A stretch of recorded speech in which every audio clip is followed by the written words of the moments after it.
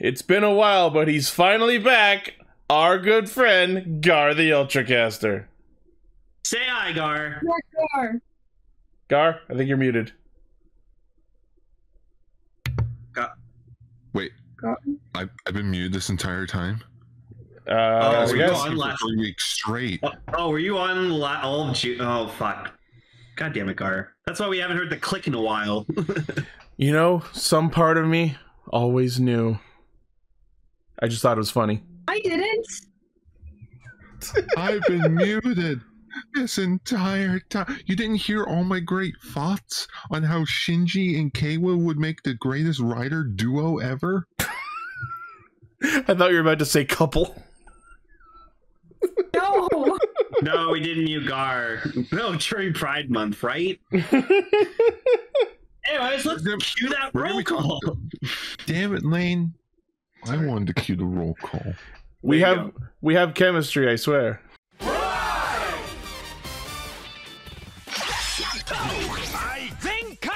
Connect. Loading. Perfect! Show running super savant. Level up! Bluecaster, super Ichi. Loudon online. Greycaster, Robolane. Researcher of the Tokuverse, Ultracaster, Gar. A spark of courage, the power of dreams. Orange Caster, Global Soft Perka. Casting, criticism, comedy, chaos. Radio Sentai Castranger. On air! Welcome to Radio Sentai Castranger episode 442. Spiritomb. Can we get the shiny Spiritomb? I want the shiny Spiritomb. I always thought that Spiritomb looked like a pizza. Well, technically it's just a rock. Yeah. Or like it's just a gravestone. That's the Pokemon. It is literally just a rock. I always thought it looked like a pizza. It's a rock. Ghost pizza.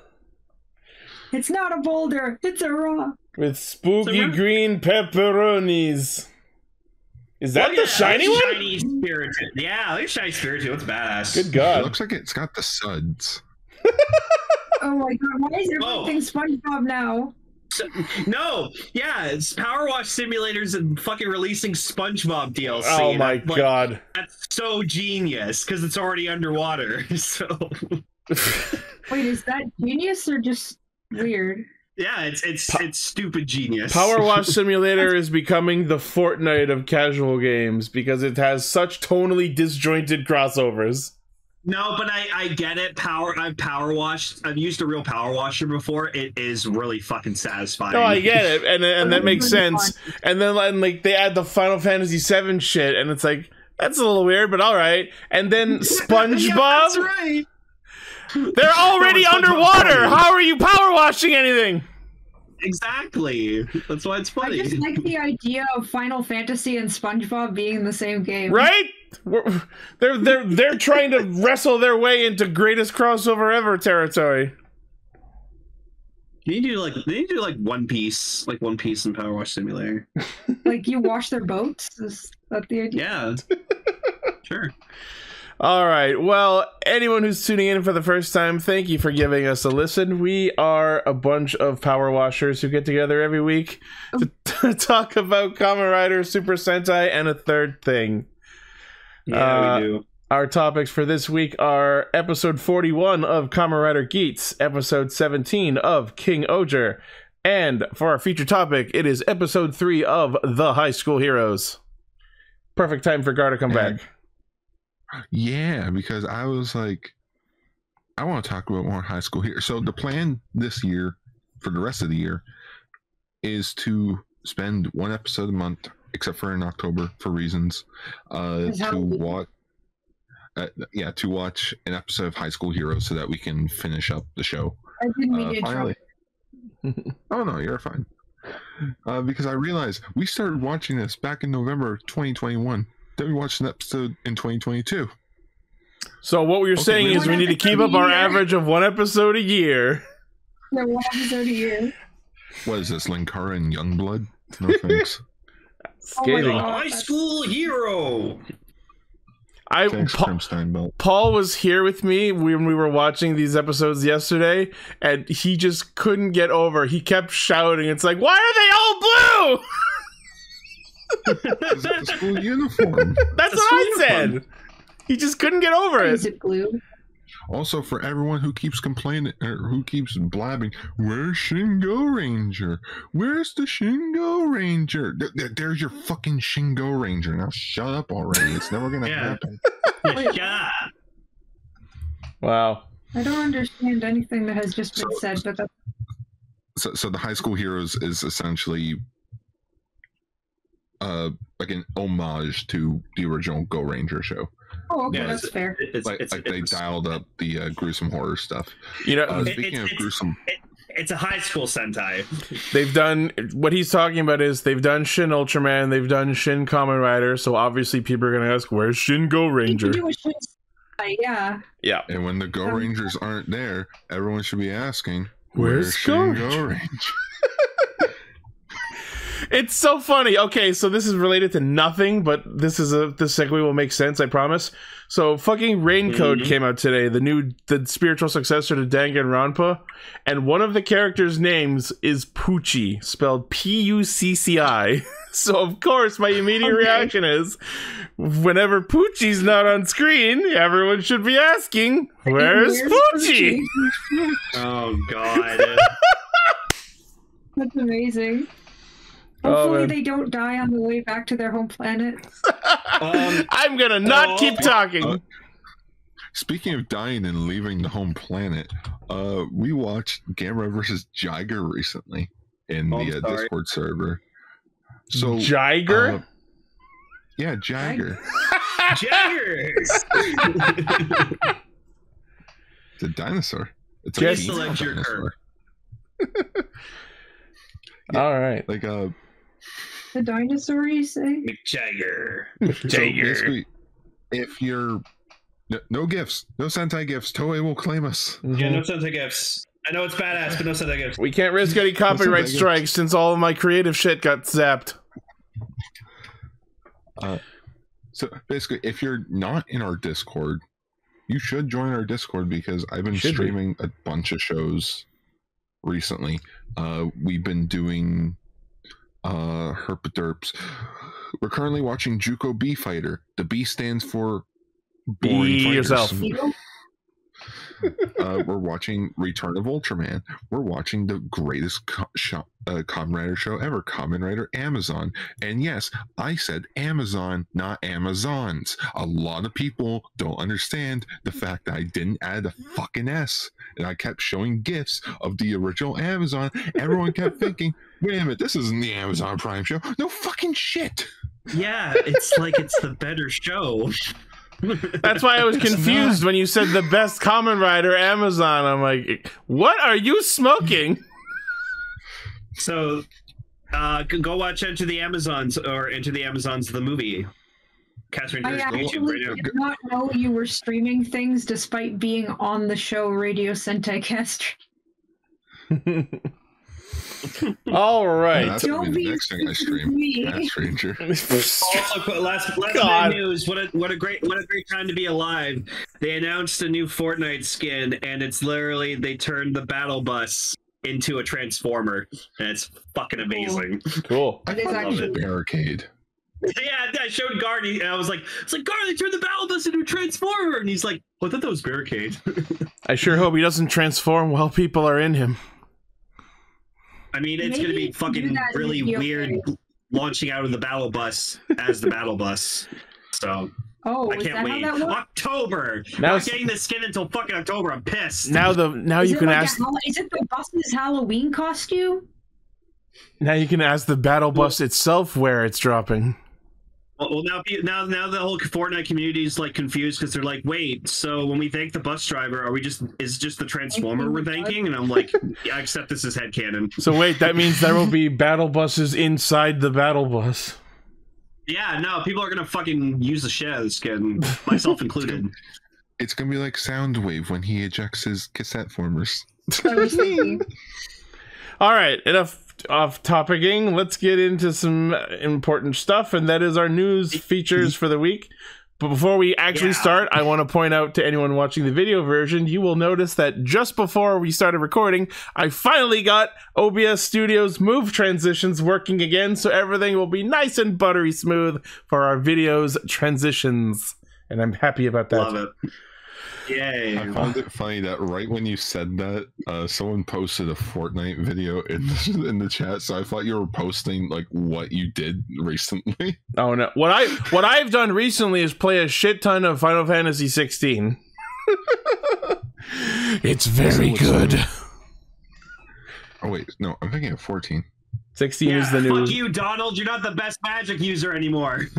I don't even give a shit about that. All right, let's get into news mode. News mode. Of course, our most important story of the week is the reveal, leak, whatever you want to call it, of Kamen Rider Gotchard.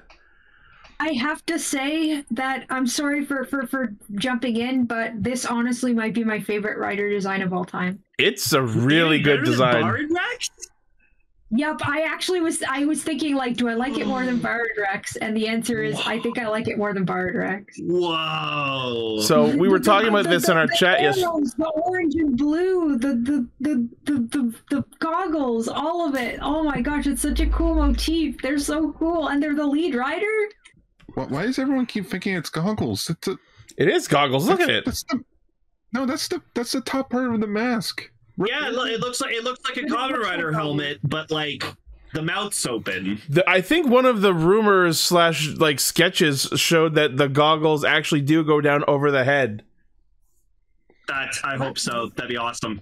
Okay, so yes. I've also heard rumors that Gotchard is female, but I don't know if that's true. I don't know. Never gonna happen. I doubt they would do that. I would be interested if they did, but people said the same thing about there's never going to be a male Precure, and that's true. But is there a male lead Precure? There's that dance show where the entire team is male, but I think that's a bit of a stretch. Yeah, but stage show as well. So I'm pretty much in the same boat. This is a blue rider. I love the design. It screams out at me. I love it. So like, orange is not my favorite color, but it complements blue to the point where the colors work together really well. This is our first time having a blue male rider since, you could argue, Gaim. I don't want to count Gaim as a blue rider. I know his undersuit is blue, but it's so like downplayed in terms of all of Gaim's designs. Yeah, you're there for the armor. Yeah. So what? Blade? Yeah. Blade. Which means almost 19 years. Which means, depending on if you count Gaim or not, this is our first blue primary rider since either 10 years ago or 20 years ago. Right. Which of course means that I get to wait another 10 years for the next one. So, for me, I do think he looks really cool. It's very busy, I'll give him that. But, like, he does look nice.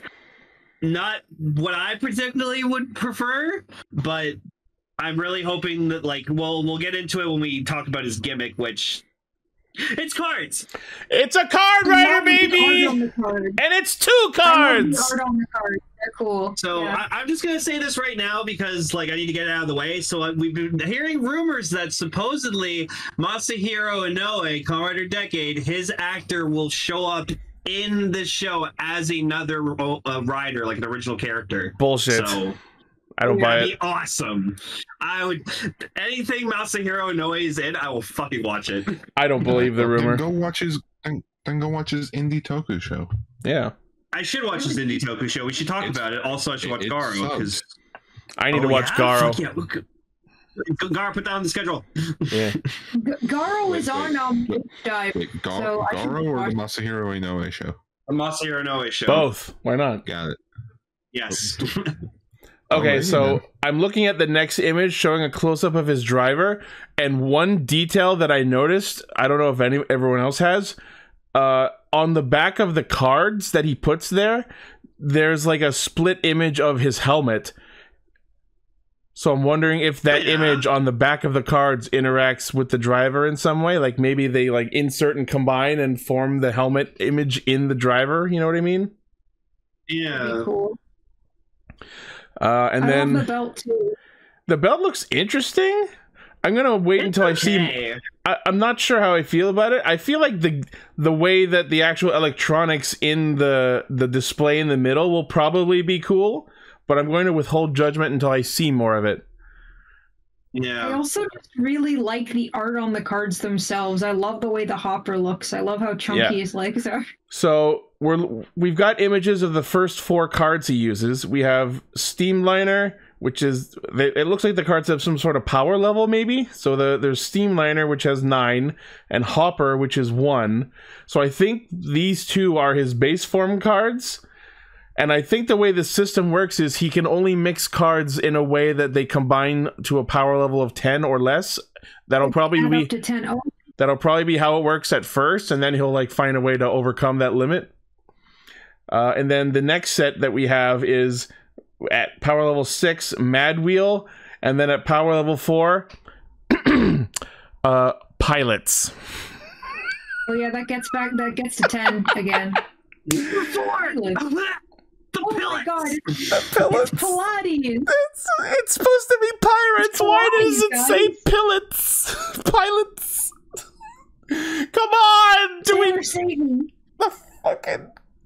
Oh man. I like this little like pellet guy has like a hook, but it's like pellet guy. It's like a barrel hand. That's his name. He's a pellet. You're a pellet. Classification. That's his name. You're a Geat. It's so fucking funny. I hope he gets like a pirate hat too, when like he uses this card. You mean a pilot hat? Yeah, a pilot hat. Pilot hat. A pilot hat. Do what you want because a rider is free. You are a pilot. Not to be confused with a pirate hat or a pilot hat. It's pilot. You are indeed the worst pilot I've ever seen. Oh my god. No, I like pillet. Pillet's funnier. This isn't funny. Why am I laughing? It would be pilot if there were 2 L's. I guess so. Oh my god. 21 pilots? 21 pilots. That'll be the super form.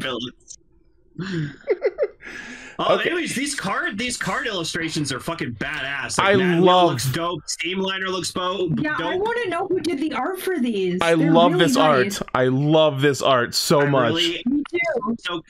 So going into what I was saying like earlier, I really hope we get a rider that like his primary card is like a robot card.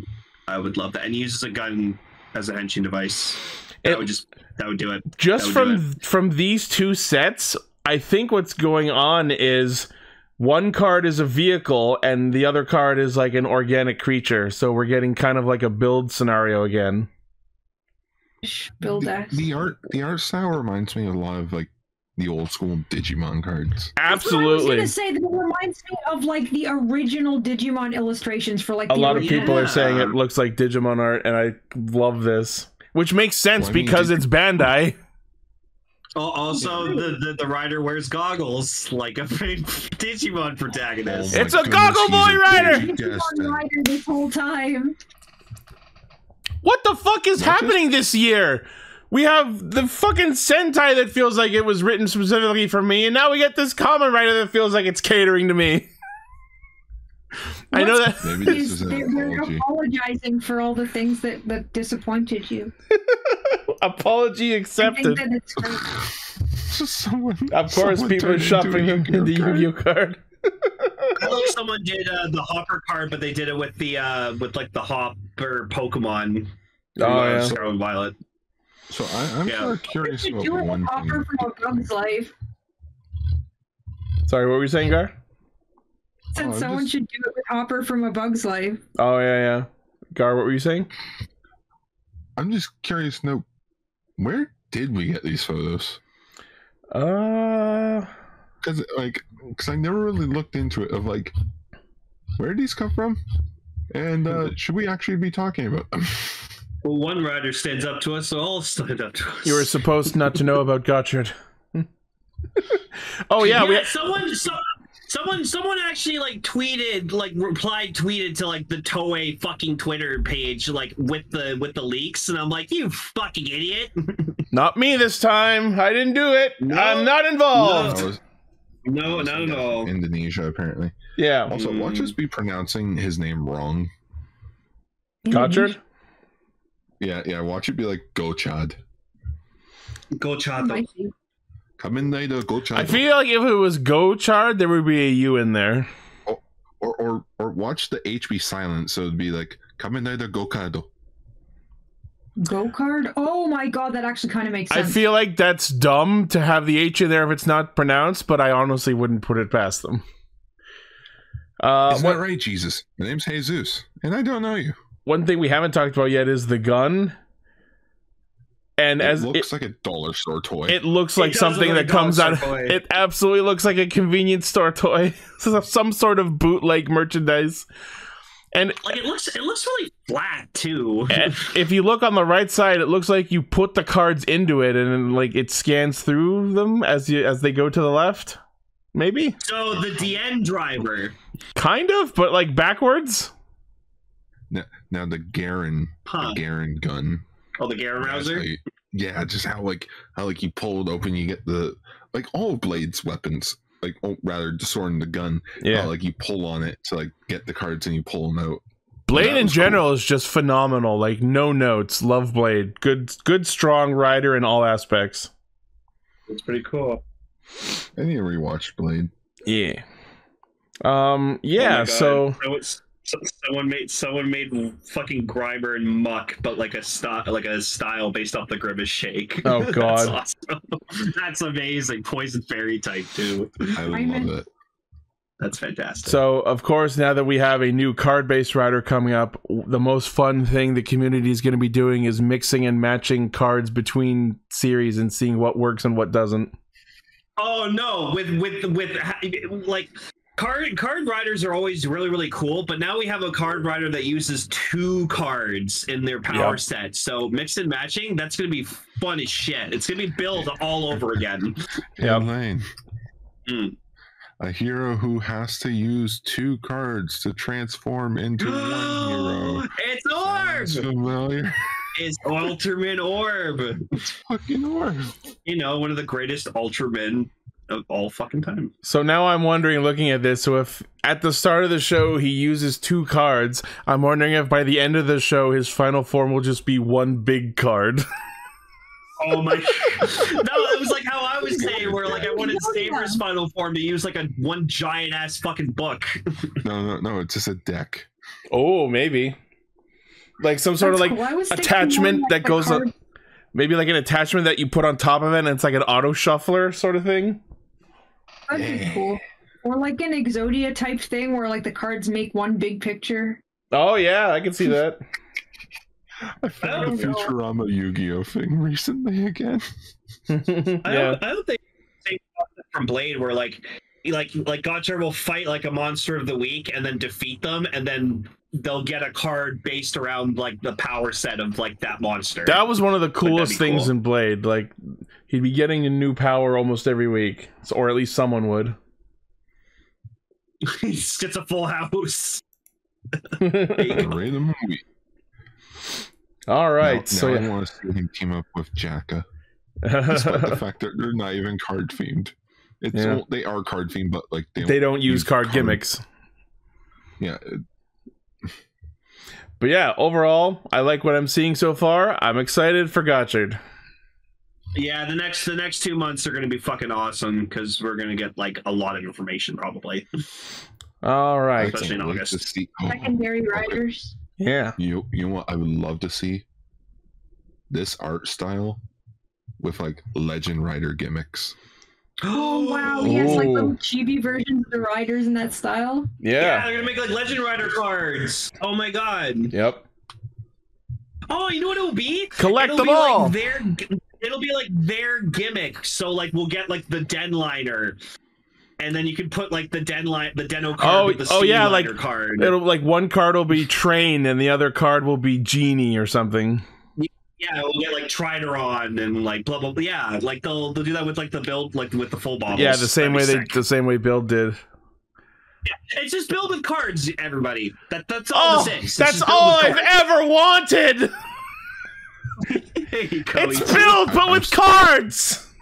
I'm so happy. For X8, but for movies. I would like that too. Yeah. All right. Cinematic genre. Let's move on to our next news story is some more information regarding the upcoming movies. What the fuck? So this guy is cross Geats, I guess, and he is frightening. I was not expecting that to be this badass looking fucking rider. He looks like a Japanese Ronald McDonald. Toei, put out put out the cross Geats buckle and I'll buy it. I'm telling you. He looks like Haidane's like fucking character from like the Tokusatsu movie combined with like Kefka. Yeah, he's got big Kefka energy. Yes, so this is comedian Shohei Osada as Mera, a man from the future who is responsible for the World Doomsday game, who transforms into Kamen Rider Cross Geats. Okay, how many fucking games are there now? So many games. The Desire Grand Prix. You know what? I'm just expecting the future to be like one guy that has all these board games on him. It's a commentary on how the video game industry is woefully oversaturated. Oh my god, that's Lupin Yellow! Holy shit! Oh yeah, this movie's gonna make a bunch of money. I was gonna mention Haruka Kudo, who is, yes, Lupin Yellow, as Mero, another woman from the future, also responsible for the World Doomsday game. So I guess she's like his assistant or partner or something. Amazing. Alright, so we got a bit of story here. Because of the World Doomsday game started by Mera and Mello, the world is divided into 4, and Ace is also split into 4 people with different personalities. Kalo, Lopo, and Punkjack rush in, but the strongest player in history, Cross Geats, stands in their way. I can't believe this. It's not directed by Koichi Sakamoto. Wow. What? That's a fucking... Shojiro Nakazawa, who did the Ex-Aid True Ending movie. Oh, no. Oh, yeah, and there's also been a teaser about, like, a Rainbow Geats core, just in time for Pride Month to be over. Oh, because you know Geats has to have, like, a movie form, so that makes fucking sense. Yeah, that'll be Geats' movie form. Oh my goodness! It's just the Power Star.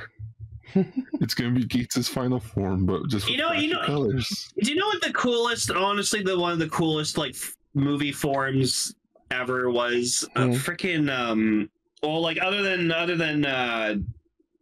fuck.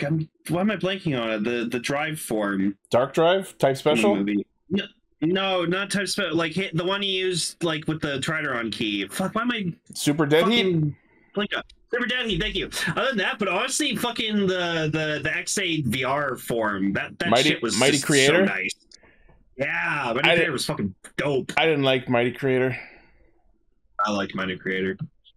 So yeah, this is you know what this form is gonna be? It's just gonna be Geats 9, but like rainbow colored. That's it. Probably. They're just gonna put a rainbow filter over Geats 9. Bam, there you go, movie form. All I'm saying is, Toei, put out the Cross Geats buckle, and I will buy it.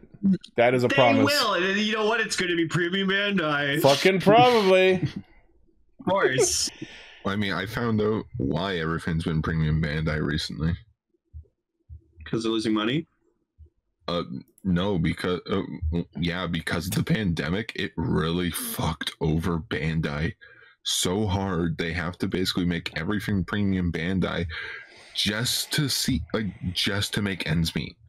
You want it? Actually pay for it. I can't believe like 2 things in Revice were DX and everything else was Premium Bandai. Especially considered how many riders that show had. Yeah. But I will say, I saw recently an announcement of these little keychain, like bookmark style keychains of every secondary rider, and they're only being sold at the Kamen Rider stores in Japan, and I want Blade, Brave, and Blades. But they do that with pre-care merchandise too, and it's really unfair because you can never find them on eBay or anything for like less than $100 for like an acrylic stand. Yeah, I would not mind an Excel one, to be honest. So yep, there they are. Look at those. Every secondary rider. That's fucking cool. Yeah, there we go. Official confirmation. Tycoon's the secondary rider. Yeah, eat shit, Buffa lovers. There we go. Yeah, fuck you, Buffa. I'm just upset that it's G3 and not G3X. Wait, that's not I mean, that G3 was his quote-unquote base form. Yeah, that's fair. Oh, fuck. All right, moving on. And then there's Cross, the greatest secondary rider ever. Moving on, we have updates for the Kingohger movie and their guest stars. First off is Kabuki actor Nakamura Shido II, who is in Death Note as Rainiel, the king of the land of the dead and the first king of Shugadam. Oh, okay, so he's like dead and they go to the underworld? I guess. Well, the movie's called Adventure Heaven. That's fair. I didn't think of that. That's okay. Next one is voice actress Ayane Sakura, who is in My Hero Academia, as Devonica, the guide of the land of the dead. Hey, that just sounds like a Power Ranger villain. Right? It totally sounds like a Power Rangers villain. What might be Sentai villain? The Princess of Evil? Destroy them! And then we have Akiko Hinagata as Iroki, the former queen of Tofu, whom Kaguragi meets again in the land of the dead. Oh, okay, there. Okay. Really. So I wonder if this is someone Kaguragi knows, a family member. Maybe this is the lord he rebelled against? If that's even true. Yeah, I have no idea. Let's see. So apparently Sakura was Ochaka in My Hero. Ah, okay. During During Gira's inauguration and coronation ceremony, Devonica, the guide of the land of the dead, appears. According to her, when the king of Shugadam ascends to the throne, they must go see their ancestors. What is this, Black Panther? Gira's adventure to the land of the dead begins. The battle between the first king who once saved Chikyu and the new king begins. Wait. During Gira's inauguration, oh, okay, spoilers. I guess we find out he becomes king of Shugadam. I mean, not that wasn't obvious. Let's be real. That was where we were headed from the beginning.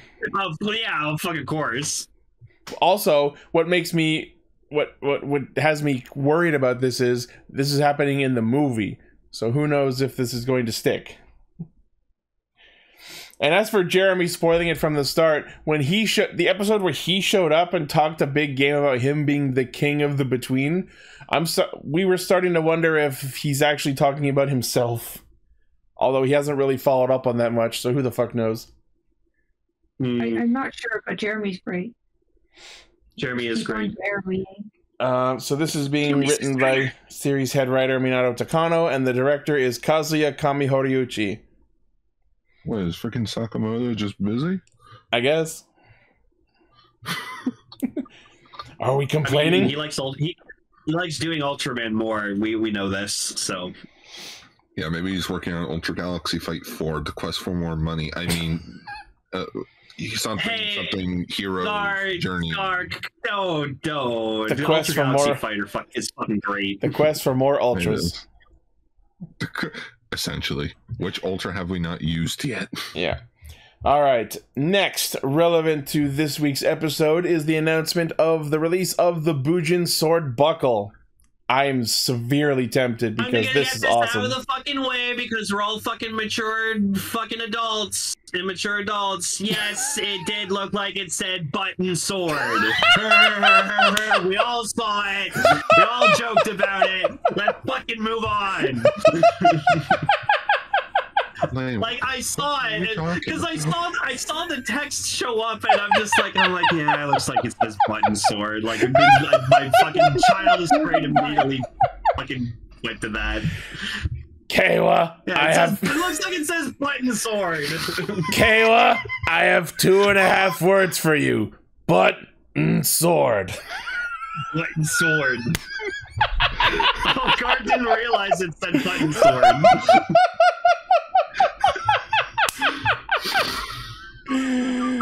That's what everyone's gonna call this form forever!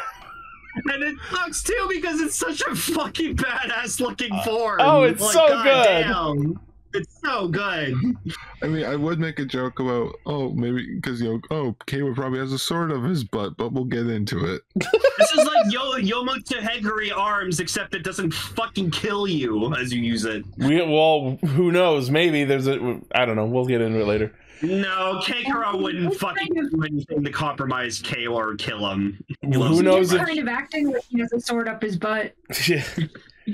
Yeah, that's why it's called Buttonsword. He's got a sword up his ass. His edgelord. So yes, the Bujin Sword buckle, and wow, this design is so good. Not just the form, but the buckle itself. I love to do the Hisats. You sheath it and unsheath it. Like that's so cool. That's gonna feel fun to just spam over and over.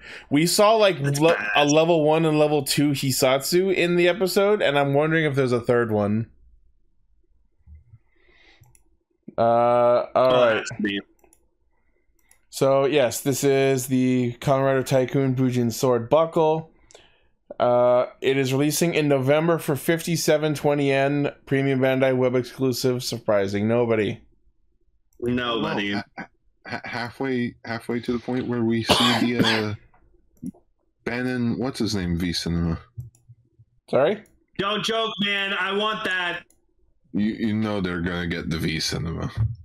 Or like, okay, maybe not a V Cinema, but probably like a TFC, yeah, TTFC fucking special.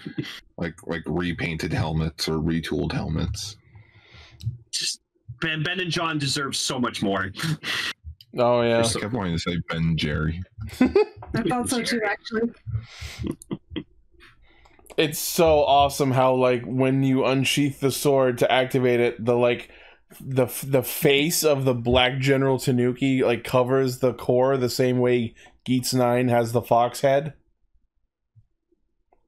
Also, I love how it just is like ready, fight. Yep. So cool. Oh my god.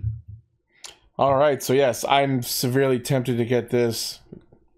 I'm tempted myself, honestly, because it's cool. I mean, I still love Command, but like I think even this beats Command. My response seeing this in action: eat shit, Command form. Yeah. I mean, Command's still my favorite overall design and suit in Geats, but like even I can admit that Bujin Sword is cooler. I know Paul was here watching the episodes with me yesterday, and he was gushing hard at Tycoon Bujin Sword. No shit, he was. Mr. Greencaster, of course he does. Yeah.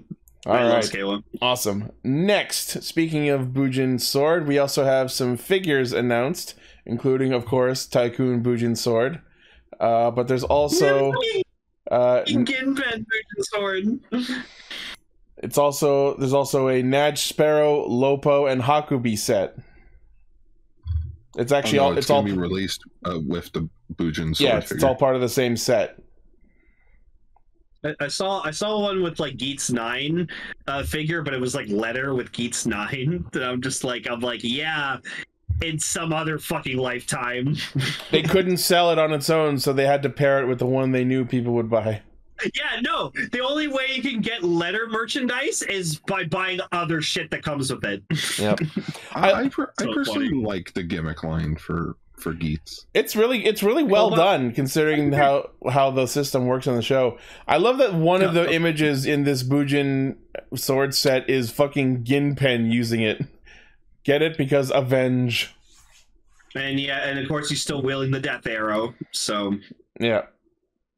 One of my favorite things with the set is so since the whole point of the gimmick figures is that the hands can also become the feet. Yep. The hands look weird. They look really weird. So the set comes with an open palm set of hands to put on your gimmick change figures so that it looks like they have proper hands. Yeah. They don't have weird hands. And also another hand so that it can actually hold the fucking sword. Yeah. That's cool. Yeah. Very cool. So yes, this set is 59.40 yen, premium Bandai, also in November. Next, on the Kingohger news front, we have the official announcement of the Ohsama Crown Lance. I love it. It's pretty cool. I watched the video. Oh, that's okay. I watched the video on Bandai's promotion channel, surprising no one, but still hilarious. Apparently, the way you activate the king super form is by putting this tiny little toy crown on your head. Aww. Apparently, before you do that, you like have to tap the red jewel, and that like starts up the standby, and then there it is. He puts it on his head. So if he taps the red jewel to activate it, my immediate question is, can the others use this? If you tap the other jewels? I don't know. It's a hasty. I know it's primarily a hasty family power up. And it didn't come up in my news feed, but we saw images this past week of, this is the most fucked up name in Sentai history, King O Kuwagata Oger, which yes translates to King, Stag Beetle, King Ranger. Well, yeah, it's fucking Racles, and oh my god, this suit looks so fucking good. Just turned into King Knight from Shovel Knight. Okay, I hesitate to admit this. The power up does look better on Racles. Yeah, no. On Gira, it's just like solid fucking gold with like no subtleties or nuances to it. But when O Kuwagata Oger uses it, he keeps the silver undersuit, and the mixing of colors actually works pretty fucking well. Yeah, no, I'm so happy Racles gets to use this too. Like, oh. Like, cause as O Kuwagata Gotchard, he's already fucking busted. So with this, he's gonna be disgusting. So I cannot wait to see his debut on this with this fucking form. It's gonna be amazing. I love you, Racles. There's the article showing the full image of it. Wow. Yeah. This power up is so fucking good. The fucking tiny image in the one ad of O Kuwagata Gotchard with the crown on his head. Why is that so funny? Oh, I love it. Hey, I'm king! You are the king. You are the king. Yeah, so apparently the chime is, for when you use the super form, is you are, I am, we are the King Oger. Wow. Yeah. That's a mouthful. Yep. Decker, that's exactly what I was looking at. Look at that. I wish there was a better enhanced photo of it, because I want that to be like my profile picture. One with the little fucking crown. A little crown. What's very interesting about this Oger crown is not only does it have the jewels of the 5 kings, but there's a white one for spider kimonos. What the fuck is that about? There's King Knight. It is King Knight. Yeah. Honestly, what's great too is that this crown makes a really nice display piece. Right? I kind of want to buy this just to have the crown. You can paint the lance blue. Yeah, I might paint the lance blue. Oh, you will paint the lance blue. Then I can shop. I can just like create a headcanon like King Tombo Oger or something. Oh, you know what? Honestly, Ichi, for your sake, I really hope it is a shareable power-up. Could you imagine the others using this? Oh, Himeno would look awesome with this. Yeah. So there you go. Thank you, Decker. Yeah, the Discord shooped up a blue version of the crown lance, and I kind of love it. Yeah. So yes, the Oger crown lance, 8250 yen, July 15th release. That's soon. Very soon. That's cool. Maybe this is a pretty badass fucking form. So. It's as far as super forms go, it's pretty fucking up there. Yeah. All right. Next, speaking of King Kuwagata Oger, we also got a figure of it, and it's adorable. It's cute. Item stands 120 millimeters tall, 22 points of articulation, comes with the crown lance. 2420 yen, July 15th. Holy hell. Look at that Decker made. That's Holy awesome. Hell. I feel like the armor, I feel like it would be similar to Racles' version, where the armor would still be gold, but he'd have the blue undersuit. You know what I mean? And then like the two side capes just turn into actual like fucking wings so we can fly around. Oh, that'd be rad. That'd be awesome. All right, next news story. From the Fi's anniversary selection set, we have a complete selection modification Fi's gearbox. So the suitcase they carried the belt around in. Is that how much it's going for? Oh! 26,400 yen. That's over $270. This is gonna be like a $350 fucking box. Hope you like Fi's. It's everybody. literally just the Christ. suitcase. The images show the belt and everything in it, but I think it is just the suitcase. I like it comes with like the sticker, like the warning labels, The like the instructions. instruction stickers. Yeah, that's great. And then it comes with a belt extender. Oh, it comes with okay. a belt extender. That's something at least. It's a pretty box. It's not worth $350. It's a box. He's mint in the box. Yeah. It's never been open. Oh, nice. I mean, As part of the promotional images, we have high quality images of the instructional stickers. That's great. You know what? Not going to be that person, but this is a very Japanese product. Yep. Oh, it's an attaché case. AKA the thing that all of Zero One's weapons were based on. Yep. It's Japanese as fuck. So yes, Premium Bandai web exclusive January 2024 release. All right, and next news story coming to us with an update to Gokaiger's Ranger Keys. We have the Memorial Edition Anniversary Heroes and Kingohger set. So we're getting Kingohger Ranger Keys.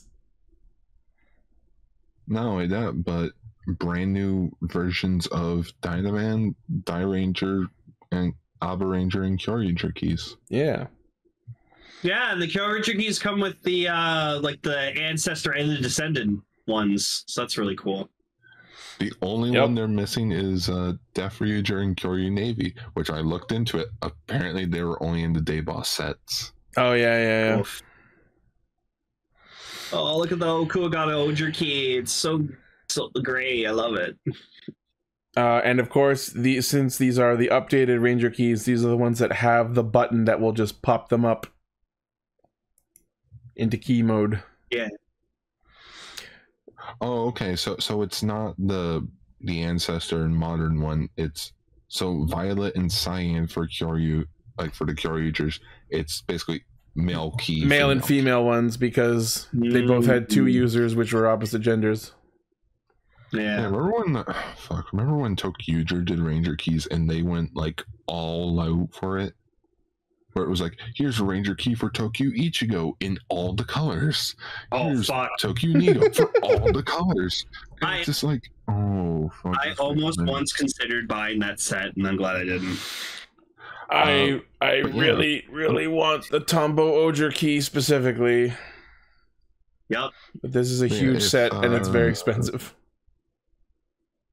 But no, if this is going to be a continued thing... You're a husky! That's cute. Oh, God. That's very cute. I love it. You're a husky. Oh, God. But no, if they're going to keep making these sets for the next 10 years, I guess, I better go hunt down that Dawn Brothers set. So yes, this is Premium Bandai web exclusive, 17,600 yen, so that's over $180. I'm good. I'm behind on my Ranger Key collection, so...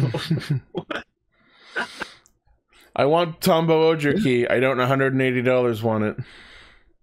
I just wish the Die Ranger keys, like, they could have went all out. But I guess that's as close as we're gonna get. Yeah. You know, I'll be right back because I'm gonna find the image quickly. Okay. And yeah, the set comes out in December, just in time for Christmas. All right. The next news story is something Gar wanted to talk about, but seeing as he's stepped away for a second, I will go to the one after that. After quite a long tenure, apparently Hasbro is no longer going to be producing Power Rangers in New Zealand.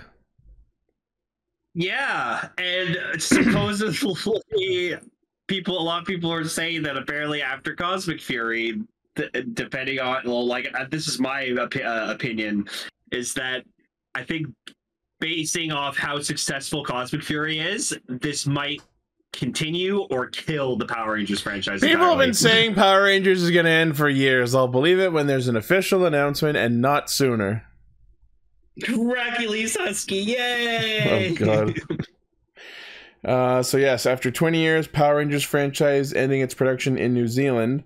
As for the reason, they did not state an actual reason. A Hasbro spokesperson stated, "We are committed to keeping Power Rangers fresh by reimagining the brand and how we bring our entertainment content to life for our consumers." So a lot of buzzwords and no actual answers. You know what I like to think it is, the actual reason? Because they want to like do more like anniversary stuff, and like they can't they can't keep flying everyone out there. Yeah, they just can't afford to fly everyone out to New Zealand. So as cheap as it is to film there, they can't afford to fucking have everyone fly over. Yeah, that's not the reason. Oh, okay. Hasbro wants. It's been since friggin'. They never really acknowledged it since they announced it. Hasbro wants to do Hasbro wants to do a new cinematic universe for Power Rangers. And you can't really do that when you're filming the show in New Zealand. So we're cutting ties there, and we'll probably start shooting it again in America. Probably California, specifically. Yeah. Or Vancouver, because it's also cheap to film there. That's true. Oh, we'll see what happens. The image I was trying to find was the Tenma Ranger custom key from the Gokaiger finale, but I can't find it. All right, well, we only have one last news story to talk about, Gar, and it's the one that you wanted to talk about, so take the wheel. Yeah, so last season of Fall Guys, they did an Ultraman skin based on the Netflix manga Ultraman suit, and out of nowhere, Fall Guys was like, "Oh, by the way, here's some more Ultraman skins." Yep. One based on Bemular, one based on the Shin Hayata Bemular. I'm sorry. Yeah, that's an actual alien. Yeah, that name sounds like a Futurama character. I do like the proto suit. The proto suit's fucking badass. I like that it's consistent. That like there is a helmet for the proto suit, but it's like no, to make it stand out more, it's like the regular bean head. Yeah, Bemular looks badass. He's so tiny and chibi. I feel sorry for all the people that were working on Power Rangers in New Zealand because now they're out of work. Oh well. And the fact that Cosmic Fury is slated, because according to Simon Bennett, there has been no renewal contract for Power Rangers. So yeah, Cosmic Fury might be the end for realsies this time. We'll see. Damn. But what a way to go. As Soundout has said, Power Rangers is like a cockroach. Can't really kill it. Every time you think it's dead, it's just gonna keep popping back up. Every time you think it's dead, another company buys it and they keep going. In Space was supposed to be the end of it. Then we got Lost Galaxy. Wild Force was supposed to be the end of it. Then we got Ninja Storm. Jungle Fury was meant to be the end of it. Then we got RPM. Then RPM was meant to be the end of it. Then we got Samurai. See what I'm saying? Power Rangers will always somehow find a way to keep going on life support. That's what I'm saying. I was talking to one of my coworkers. I was talking to one of my coworkers actually tonight when I was closing, and like he's like 19, 20 years old or something. And like I was talking about Power Rangers because like I was talking about our podcast, and he's like, yeah, I remember my first Power Rangers was Samurai. It was awesome. And I'm just like, holy shit! Just aged 10 years. He's like, what was yours, Lane? I'm just like, Mighty Morphin. Mighty Morphin. Like, 30 years ago. He's like, whoa, and I'm like, yeah, that old, buddy. You're so old. What were you saying, Emily? I just said Power Rangers finds a way. he said he really enjoyed Antonio, the Gold Ranger. That was his favorite character. You know what they should do though? Maybe they should do like Power Rangers like Digimon, where it goes away for a bit. You have the creative team come up with a really good series. You do one, it does well. You put it back into hibernation. You keep doing that. Spend more time cooking it. Yeah. Spend more time on the creative, especially if you're not going to do Toei. Like if you're not going to work with Toei with the suits anymore, and you're going full on original, you need a longer time. And I just hate it though, that the fact of like they're gonna try and pull a Marvel thing and just they're gonna try and make Power Rangers not Power Rangers. Well, we'll see what happens. All right, and that is the news stories for this week. All right. 1 hour of news. Yeah. Just like old times. It's time. Ready, fight! Oh, you said Geats time. Yeah. Geats time. Geats time. You said the magic word. So, yeah, Kekara is pretty much doing what I posited Gene was going to do, and he's being a real fucking creeper about it. The question is it creepier for Kekara to show up in Keiwa's room as a frog statue or in his human form? Because I don't know which would be creepier. I think him being a human is creepier, and we were talking about this in our group chat, because at least if he's a frog statue, we assume, that he like is less able to physically do things. Because like as a human, he's just like all up in his face and like laughing and moving around, and he can do whatever the hell he wants. But then there's also a creepiness to just some talking frog statue sitting on your shelf. Showing up in your room out of nowhere. Yeah. Oh yeah, Scar finally caught up on Geats. Gar, what do you think of Geats so far? Yeah, I was right. This show is a lot more fun when you binge it and actually pay attention. I think that's just how you are. You just enjoy shows more when you have you binge it. Yeah. Yeah, okay. Was that guy someone we know? He looks so familiar. Jeed. Oh, is that the Ultra Galaxy Mark? The Galaxy Mark guy? Yeah. Yeah, I knew it. I fucking knew it. I had the strongest feeling that's who it was. Yeah, he was Riku's boss. knew it. I fucking knew it. Meanwhile, I was like, ooh, Magnum form. Oh, that's right. He was in Trigger. I forgot about. I see him in Magnum form, and I'm just like, wait, why are you in Magnum? Oh, right, summer movie. All the main suits go over there. So, I don't know if they've ever said it before, but this episode they out and out said that Sumori was in fact created by the staff of the DGP. So she wasn't a normal person. I like to think even before what's her face, like Keith Space's mom, I feel like just all the navigators were just created. Probably. Yeah. Just I can see Sumori now, just like what's the new game master's name? Jito. Yeah. Jito's gonna be like, stop this right now. No, I was never born. I was created. I stand low. Go full on Mewtwo and start obliterating fucking everyone. I dreamed of making the world's greatest creation goddess, and we succeeded. I actually like this episode because a lot of shit happens, and despite Sumori being literally in the middle of it between everyone, I think this is the first time this entire show where someone turned to Tsumuri and asked, "What do you want?" It's like Genie from Aladdin. What do you need? What do you need? What do you need?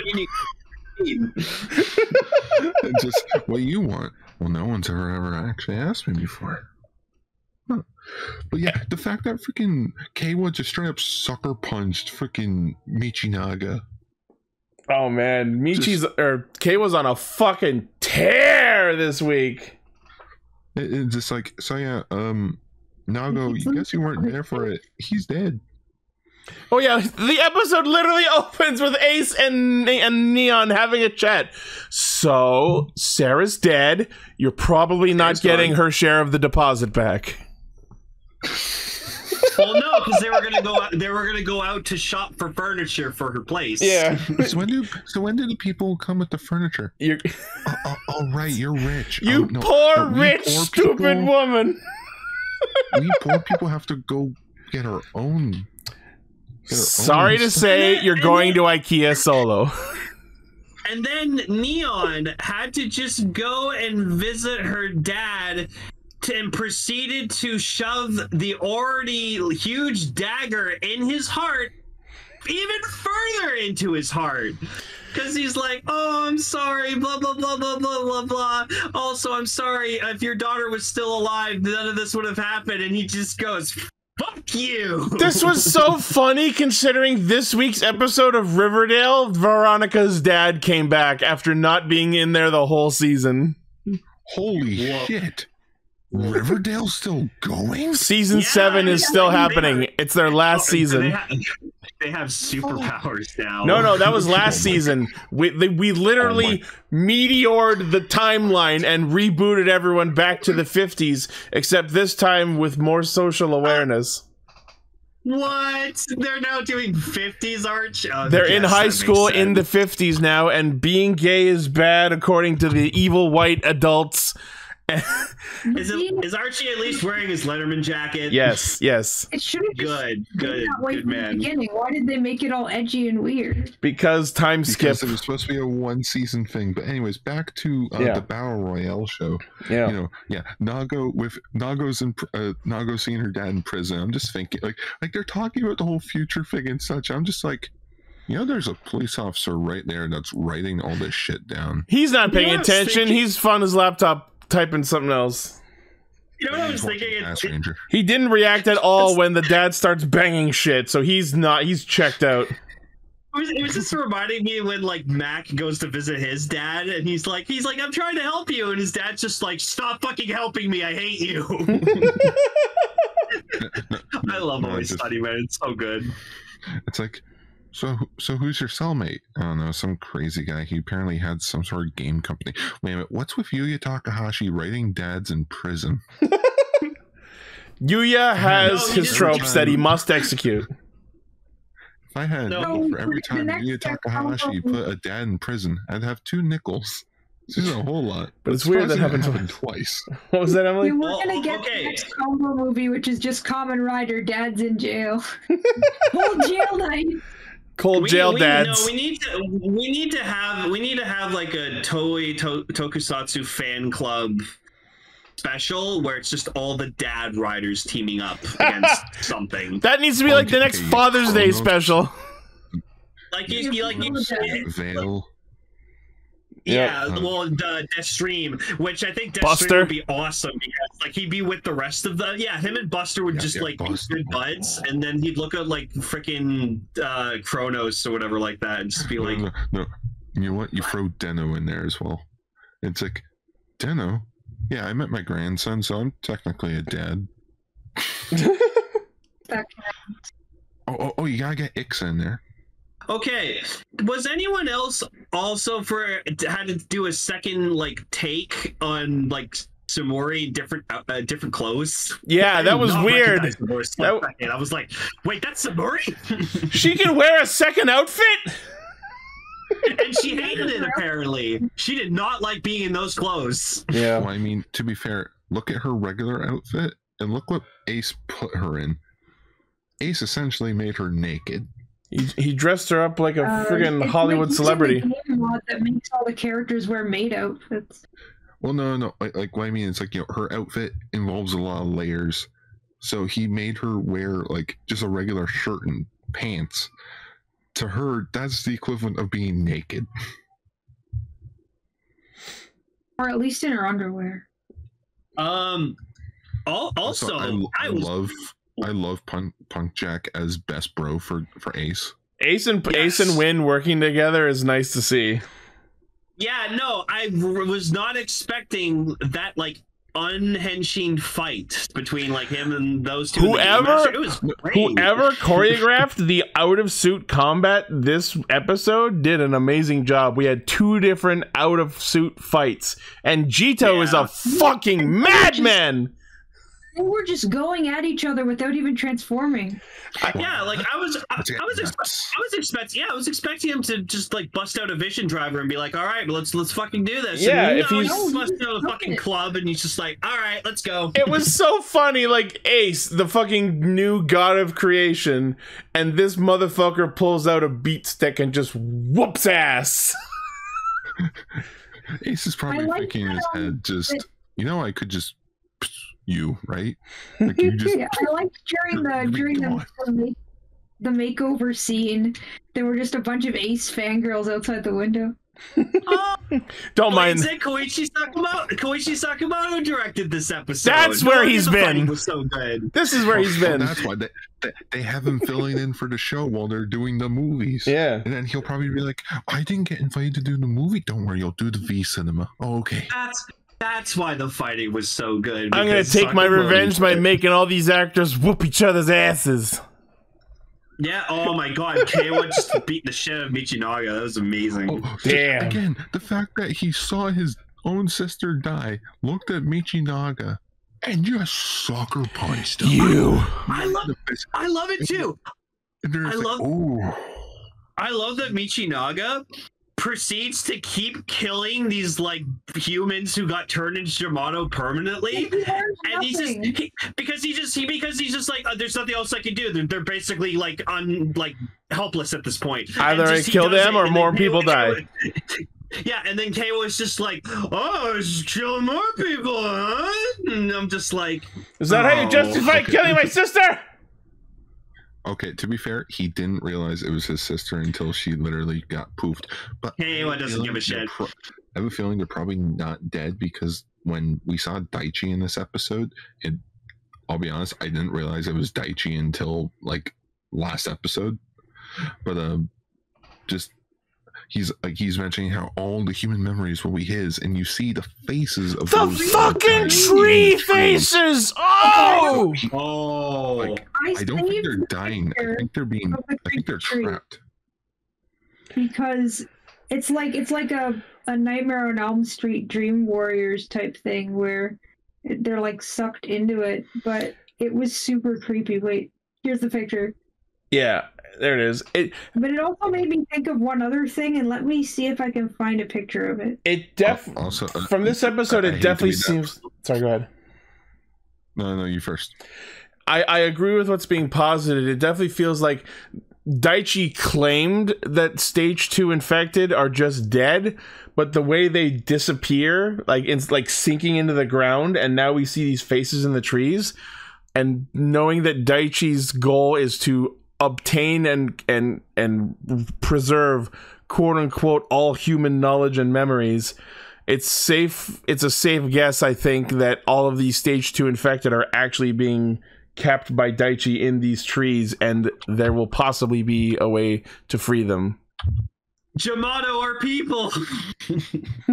Tree boss from Elweed, which it made me think of like immediately. Oh, what is that? I don't even know that.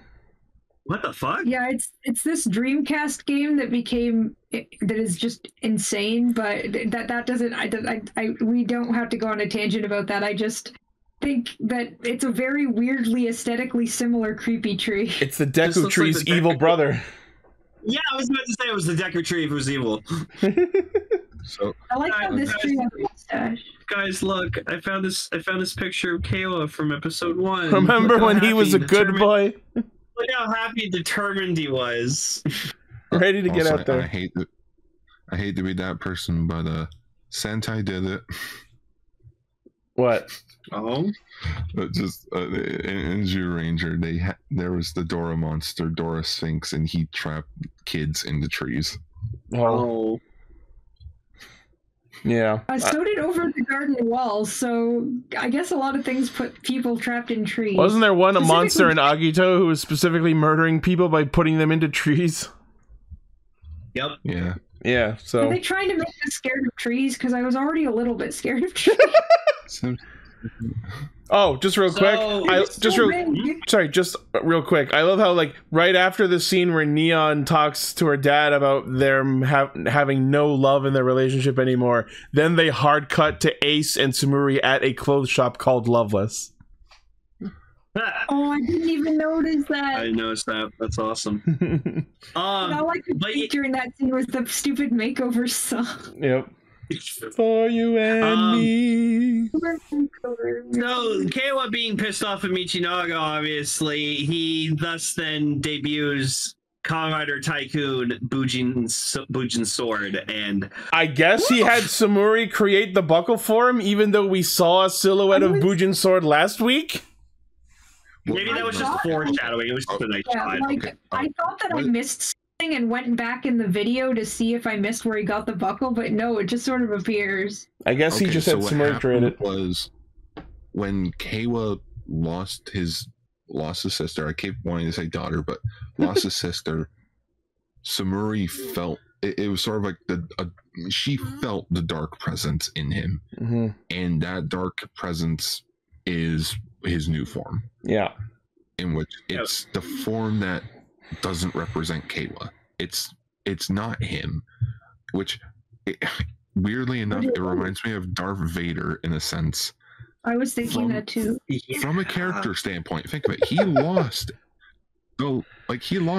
everything that he was fighting for. Damn it, you're right. This is the Darth Vader of Kamen Rider. This is Darth Vader. Oh my god. No! Is she all right? How did I not? Like you have Kakera as Palpatine just. My god, do it. In the game, she was lost. No. That's the name of the episode, Darth Keiwa. Darth Keiwa. It's just Darth Vader. You did not destroy. You did not destroy Keiwa. I did. Oh man. Okay, so yeah, we get the debut of Bujin Sword. Imagining like the scene where they're at the theater with "Do you know the tale of Dark Plagueis the Wise?" And it's just Kekara sitting there in the seat instead of Palpatine. and it's the frog statue. Yeah, that's what I was. Just Tycoon standing over Buffa, about to stab him. Pan to the side, you see Kekara. Do it. Do it. Yes. Be careful of your friend Palpatine. Be careful of your pal Friendatine. I love that so much.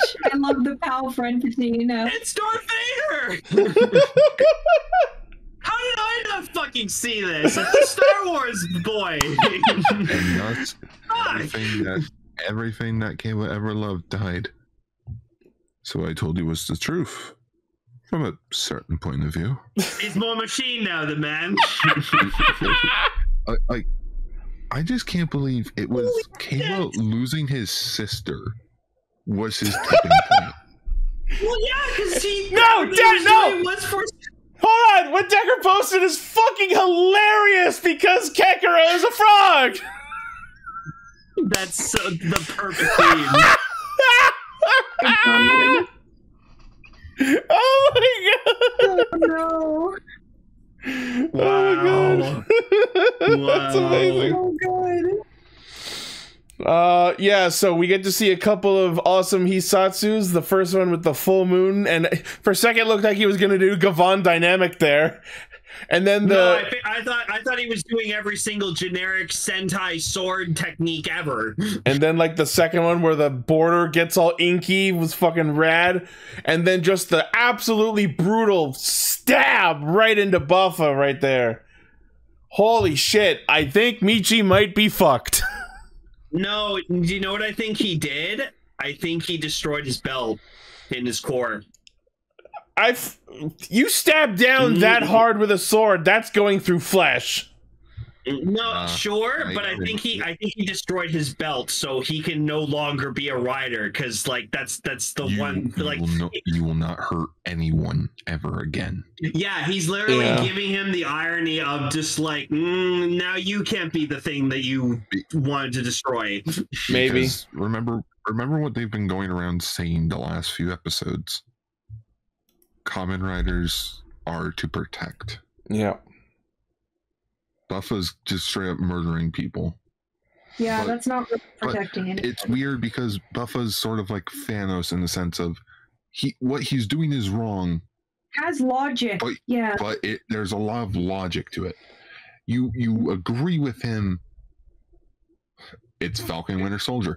He's out of line, but he's right. Like, and it's like that. He's doing it for the right reason, but he's being a real dick about it.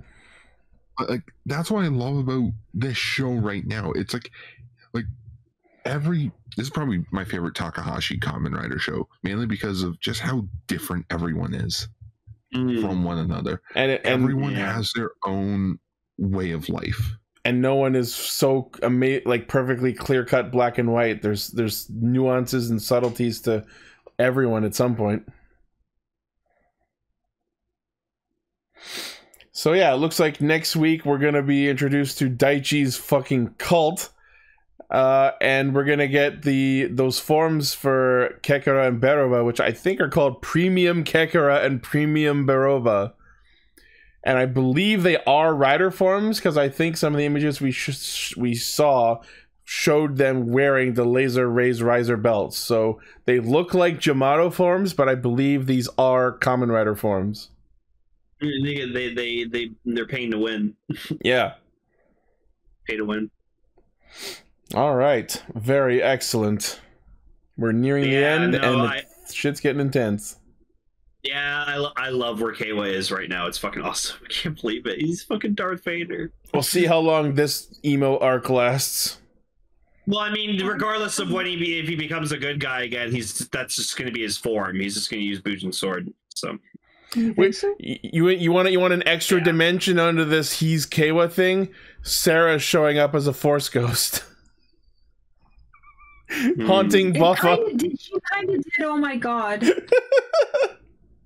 Oh my goodness, I can't believe it. It's all Star Wars all the time right now, I guess. Freaking Mike, I've been trying to speak for like the last 5 minutes, and I'm like, sorry, everyone keep cutting me off. Sorry, go ahead. No, it turns out it was my mic thing. No, just the idea of like TLDR.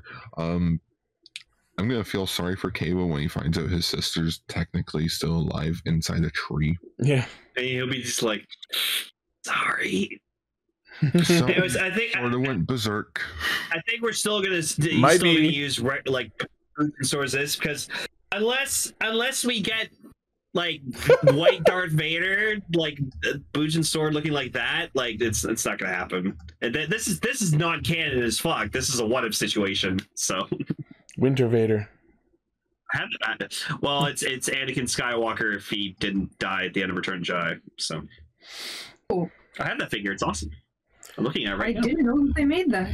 Yeah, it's from a comic. It's like what if Return of the Jedi happened because of a certain scenario. So.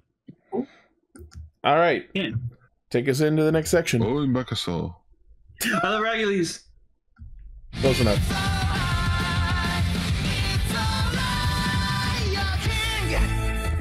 It's another Yanma episode, baby! Okay, but first I gotta gush here for a second. So, Racles, my god. The cracks in the armor are starting to show. My boy's getting a little unhinged. He made he made peace talks with the Bugnarok, all right. Specifically, so they didn't attack Shugodum. They agreed. Specifically, if it wasn't absolutely clear that Bugnarok and Racles are working together before now, it sure as fuck is clear now because they only agreed to not attack each other, and Racles gives them this machine they use to revive Daigorg. This giant monster general guy, and I don't know. Like, this episode's a bit of a blur, but Racles being absolutely maniacal with his evil laughter, and Jeremy using his webs to control the mech. That was cool. Okay. Big question. What the hell has Tarantula been swinging on this entire time? A web. You answer that, and I think the show would explode. Because it's like you always see it swinging around. It's like, wait, is it like when Spider-Man? They're doing the exact same thing that Spider-Man does. You just don't ask these questions. No. That was in the 60s. I want an actual explanation to this. How is he just swinging around when there's no fucking thing above him? Unless there's a giant castle in the sky. Gar, welcome to every Spider-Man game ever made. It wasn't until the Insomniac Spider-Man that, oh, look, you can actually see where he's fucking shooting his web.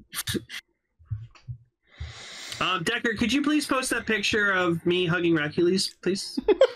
So that's how I felt this whole episode. No, man, like he started maniacally laughing, and I'm just sitting there with the biggest smile on my face, being like, I love it. So you evil monster, you, or as they say, you magnificent bastard! I read your book. Yeah, I've read your book. He's starting to go. He's starting to unhinge a little bit publicly. So, he's talking a lot about how Shugadam is the only part of humanity that matters, and unifying all of GQ, and he's also racist. I still continue to love Jeremy. Like goes up to Racles, he's just like, well, but, and Racles just like, yeah, no. What about peace for humanity? Shugadam is humanity, and we have peace now.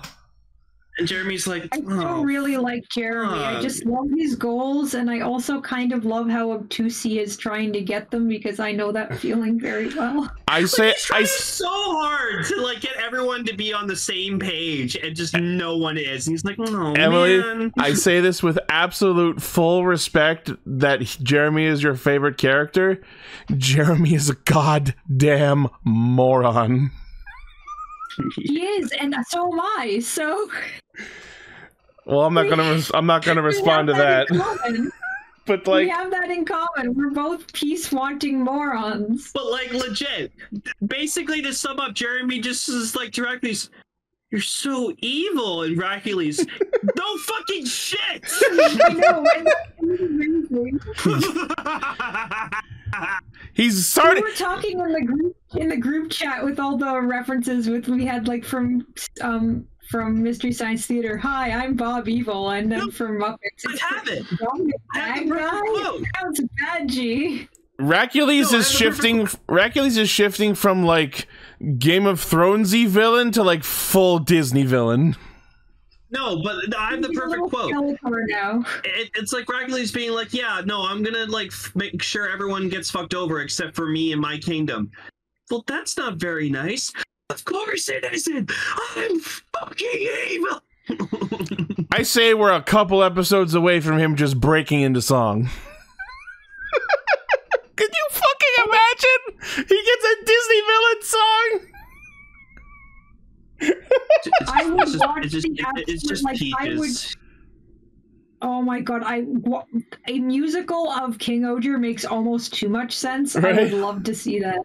No, if they do a fucking Kingohger stage show, it has to be musical. Oh my god! Why did you put that in my head? Now I want it. Ah! Yeah.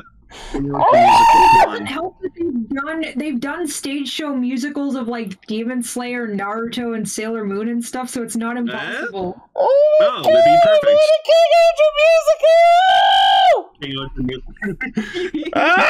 It's adorable. Danganronpa musical. There was a Danganronpa musical too. Yeah.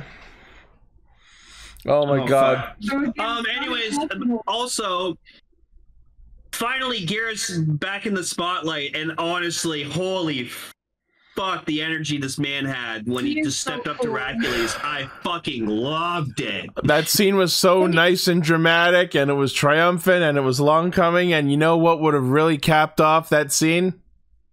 A fucking still kitchen! I mean, we kind of got one with Yanma. No. They had him center in the camera, and it did it, and then he transformed. Bam. The stupid fucker almost forgot to say Ogai Buso. It literally waited the extra second for him. But also, no, he almost died. Yeah. I knew they weren't going to kill him, but like I was kind of like, oh, that'd be sick if they killed him. Like I said, this is a Yanma episode, and man went full badass! Oh no, Yama's great. There's no denying it. He talked a big game about, like, I won't surrender no matter what, but this episode, he fucking proved it. Oh, yeah. I just think, so, like, you guys were talking about Racles' quotes. Like, him just, him just being, like, top-notch. And I just think of the Team 4-Star Broly movie, where Jeremy's, like, Trunks. It's like, are you even listening to yourself right now? No, because I don't care. Because I'm king. It's like, doesn't matter. I'm king. Yep. Yeah. I hear the cat saying, no, I'm the king around here. So Daigorg, our new Bugnarok general, gets revived. And I do not like him. He executes some debut illness bullshit because the first attack he makes blows so much shit up that the scene literally transitions from night to day in 5 seconds. Yeah. Wow. And we also got a little bit of interesting lore about like how there was apparently a war to decide who was going to be king of the Bugnarok. And now I'm super curious who this other guy was. We'll probably meet him later. Unless he's dead. He's probably dead. Yeah, it's okay. Yeah, they have Racles' Racles' revive machine. Oh, they have the machine now. The machine to resurrect people. Yep. Oh yeah, they're gonna use that to bring back more generals later, I bet. I liked how the one little shy Bugnarok became Jeremy's informant. Oh, Girojimu is adorable. He's like the zealot. He's like Zealotus. He's like the monster that's not all evil. I'm just gonna have by the end of this year, by the end of the show, I'm just gonna have a full Racles like photo album. It's gonna be great. Yep. Also, we were talking about Racles songs. I just picture him singing like Tip the Scales from the King K. Rool song. King K. Racles?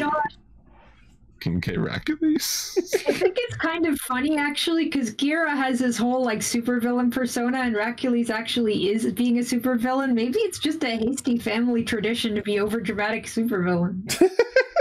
With my great acting talent. Oh, but yeah, I loved how Gira just stood up to Racles. It was so good. Like, I like that Racles was actually genuinely shocked to see him alive. He's like, fucking goddamn it. Why won't you die? The fall will kill us both, Racles. And so be it. Yeah, so the Megazord fight for this episode is all the Zords. All the Zords. Jeremy literally forces all of the Zords together to make a very close facsimile to the upcoming Extreme Kingohger, but the crown doesn't come off of Tarantula, so this isn't like the quote-unquote complete version. And he literally holds it together with his string like Spider-Man holding the train. Some customizer's gonna, or the someone's boat. Gonna customize that, like make a custom of that with like yarn something. Yeah, I've also noticed that they've just stopped mentioning God Ant. It's just I'm sorry, Decker. Yeah. No more God Ant. And then Kua Got a Zero on its own shows up and blasts their Megazord into its components in like 2 shots. Yeah, because Racles was like, "Attention, everyone of True Goddam. The other kings are evil. Bye. I will protect you." And of course, they're buying it because they're sheep. They're fucking idiots. I'm surprised we didn't see Todd this episode. Oh yeah, George or whatever the fuck his name is. I don't know, the actual Gorge. Yeah, I call him Todd because I was making references to Todd from The Boys. Yeah. It was cool to see Racles actually in the pilot of his Zord for the first time. Yes. Oh, fucking Yanma, man. Just what a badass. My boy. Yeah. Dick. See, Man, Kira just running in at the last second and grabbing him like that was really cool. Yeah, and then they had such a like, nice bro moment.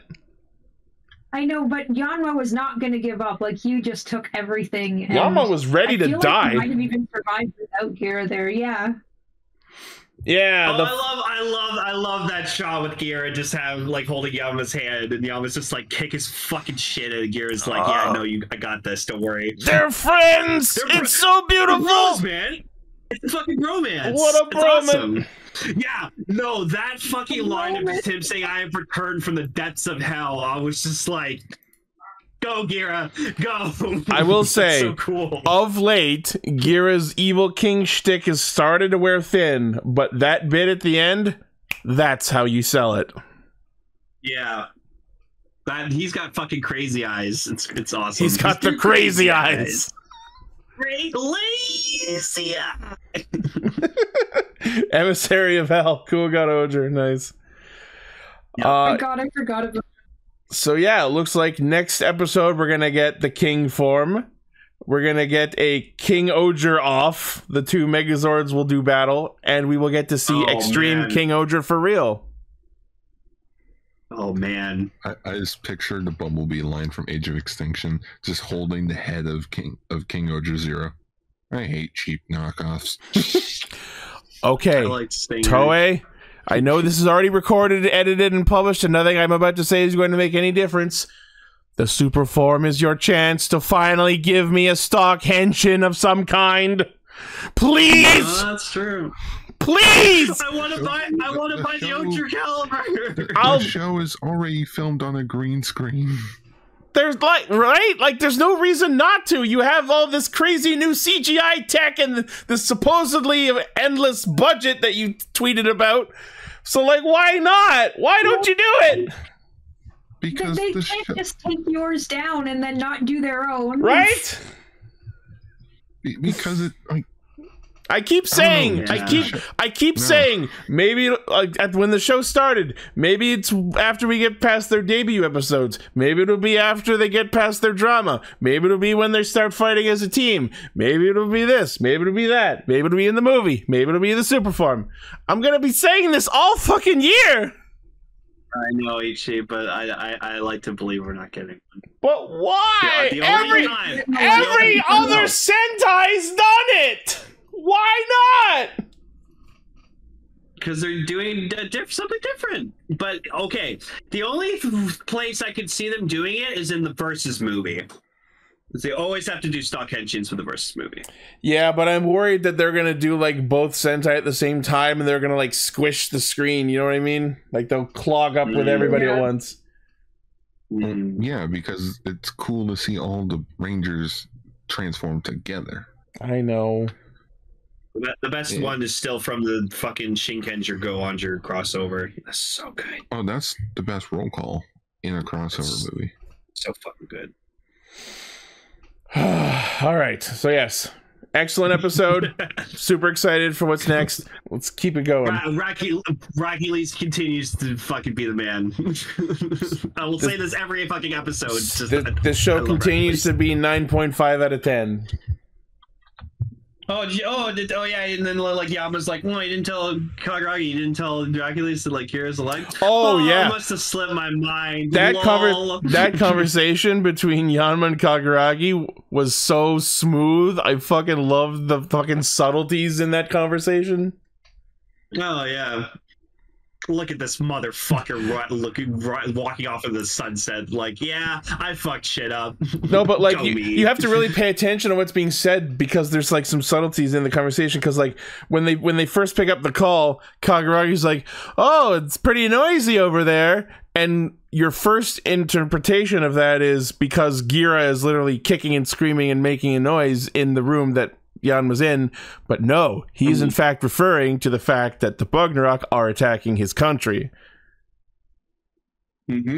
I love the subtlety there, and he's like, "Cool, you gonna come help? I'll think about it while I go to sleep." Just cool, so you're not helping then. Got it. But at least you didn't tattle on Gira. Thanks, man. Oh, man. I can't wait for more on fucking Suzume. I can't wait for the payoff on that. Yeah. I know they probably won't actually kill Racles, but I can't wait to see how that all shakes out. All right, let's get into our topic. Give me just a second because I forgot to update the sound. I am heading out. All right. Thanks, Emily, for coming. Yeah, thank you guys. I'm sorry about all the microphone nonsense. Hey, at least we got it working now, so we're good to go. Yeah, your audio sounds good, so. Yeah, before I go, here's the new Sea Monster Build-A-Bear, which I really love. Aww, that's adorable. Cute. It says legend. That's cute. Yeah. Looks like a Lapras. Legend, just like you guys. Well, you're one of the legends then, too. Yeah, you're a legend, Emily. No. Yep. Thank you. Good night. Night. All right. Feature topic time.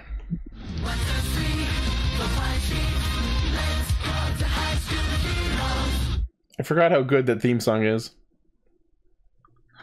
I'm more of a fan of the ending theme, which apparently doesn't have a full version. Oh.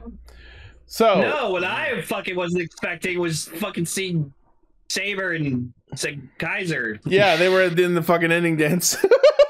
Okay, because so at the time of recording, that's what the shows were airing. Yeah, well, not only that, but it was to promote Superhero Senki. I need to get that Wonder book, the Superhero Senki Wonder Ride book. But yes, after a year in like 2 months, we're finally doing more High School Heroes. And this episode is a scathing indictment of gacha gaming. Wow! I feel personally attacked. So yeah, this episode focuses on Ryuhei, the basketball kid. Yeah. And so, how would you describe his grandparents? Delightfully dense. Yeah. Because, like, so apparently he's been trying to save up money for basketball camp so that he can go pro. But he also has to worry. He also has to worry about his grandparents' house not having power.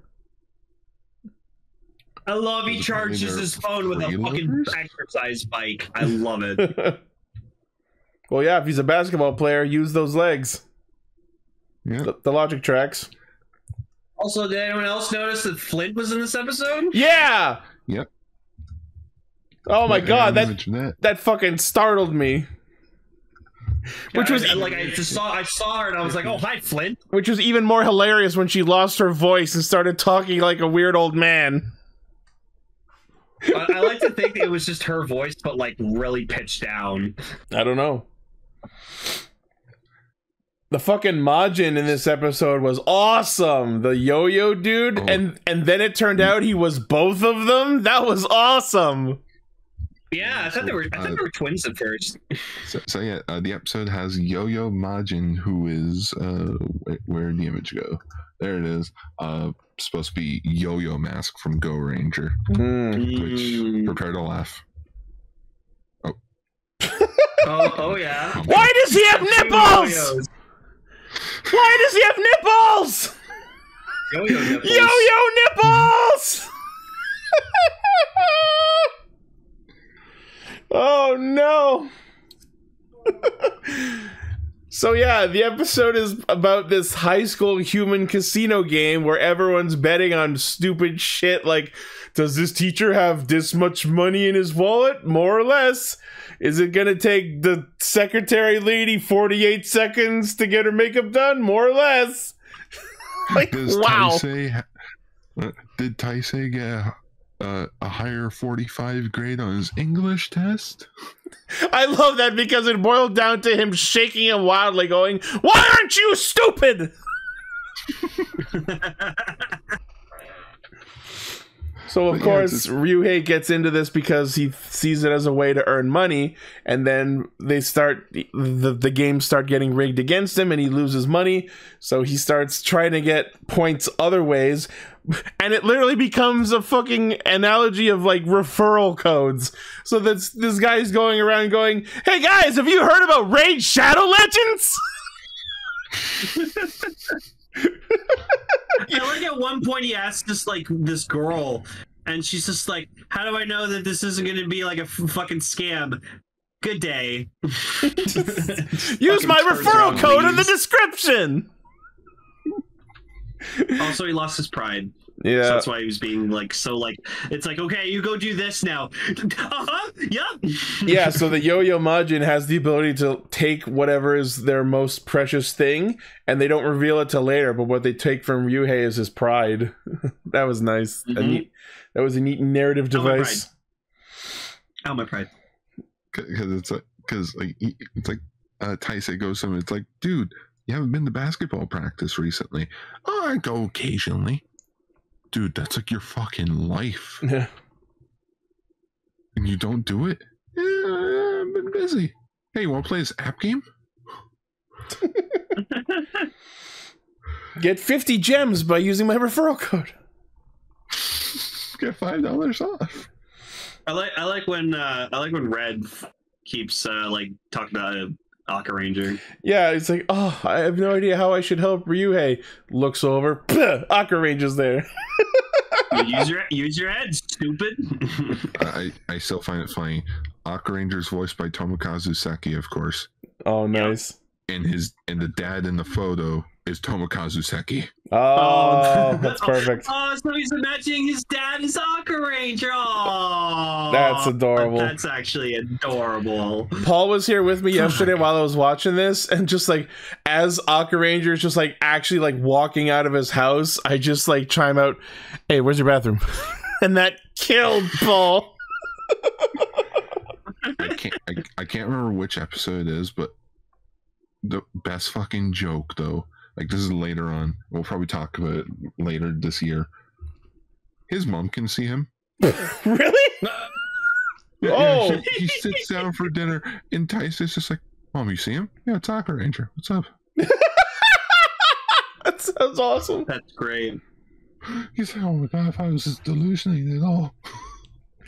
I also love that while Taisei is trying to convince Ryuhei, it's like, "But you're the master of slick dunks and layups!" And reverse shots. You were gonna miss on purpose right now, weren't you? No. Yes. Yes. Yeah. I swear this is the same high school they filmed, like, not all the shots, but they probably used that auditorium for the finale of Forze. Maybe. Either that, or I'm just being a buildist. No, I don't think that was the same gym. No. I haven't watched that since it aired, so I don't know. I remember the gym from Forza pretty clearly. So it had a stage on it, I think. Yeah, just a reminder, all the main cast members of the show are a boy band from Johnny's. That tracks. This is an all female school. No. Well, so I just imagine everyone losing their shit when they arrived on set. Yeah, probably.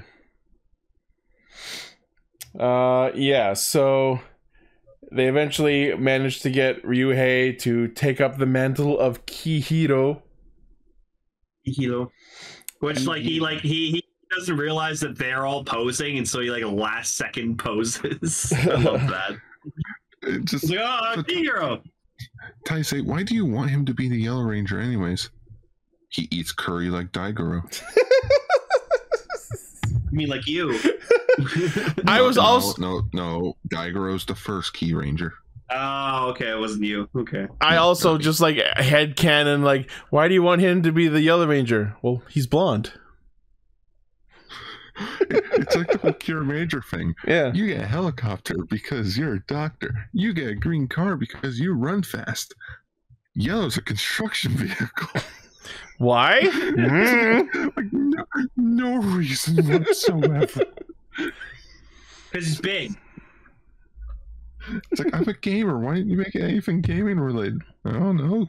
Construction vehicles are yellow. We already have a fast car. Did you guys notice with the yo-yo monster, they had eyeballs on the side? I didn't notice that. I only saw the glasses.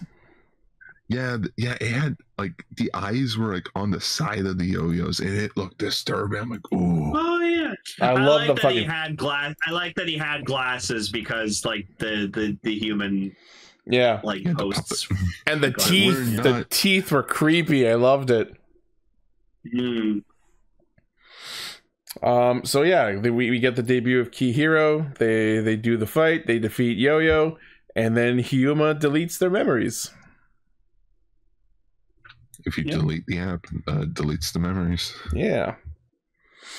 And then they make yo-yo cookies at their grandparents' house. We solve Ryuhei's poverty problem by coming up with viral yo-yo cakes.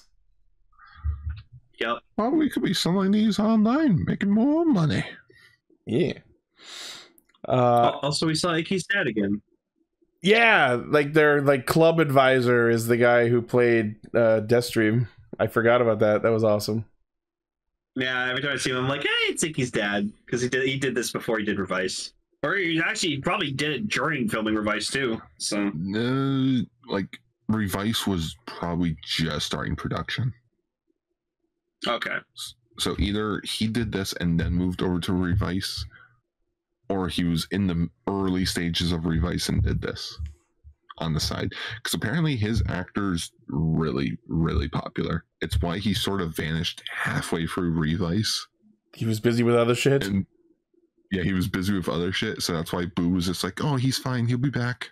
Well, I mean, he has to rest. Yeah, his character and his acting was pretty fucking stellar. Yeah. So, yeah. And then so all's well that ends well, right? Who's that guy? Oh, that's a other monster. What? Yeah. So some like sun themed Majin they Ichika and Hana run into.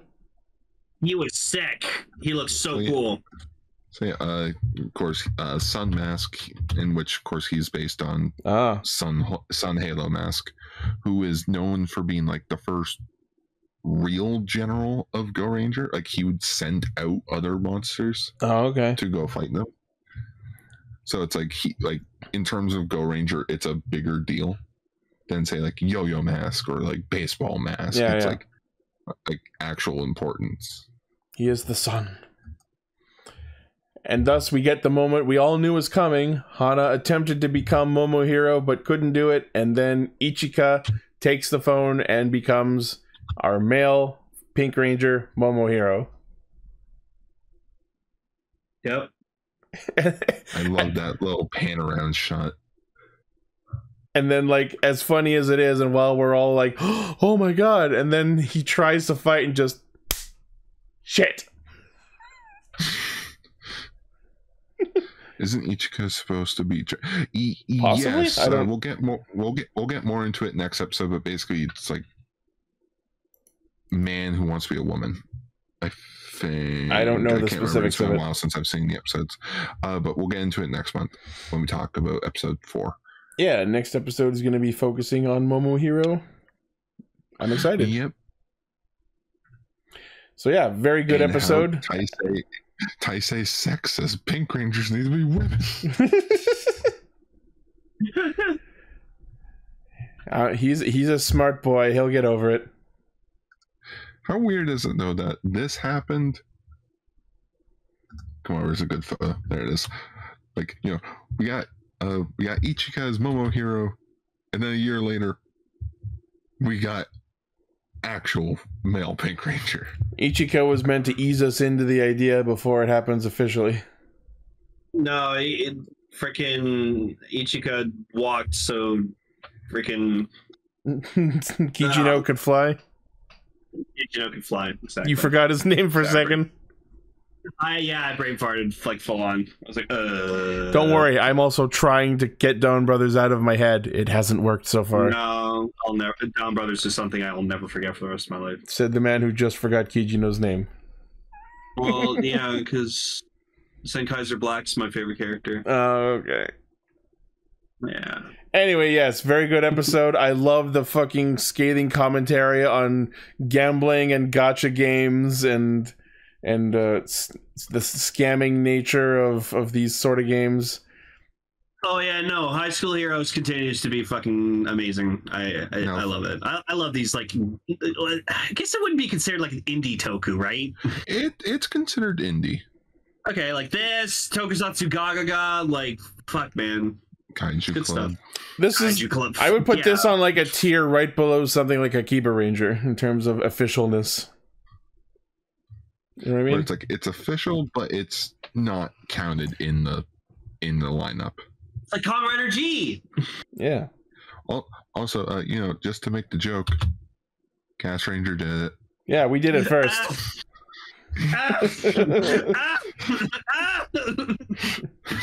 Look at it! God, Look at it! Richard, that old name. Jesus Christ.